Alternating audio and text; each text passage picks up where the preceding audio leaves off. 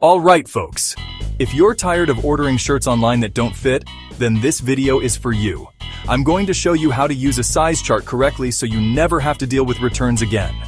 First, grab a shirt that fits you well. Lay it flat on a table. Now, we're going to measure two key areas, the width and the length.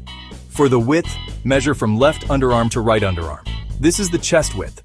Let's say it's 20 inches.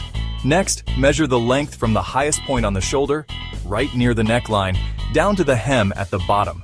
This is the shirt length. Suppose it's 28 inches. Now here's the fun part, the size chart. Let's say you're looking at a chart that lists medium as having a 20-inch chest and a 28-inch length.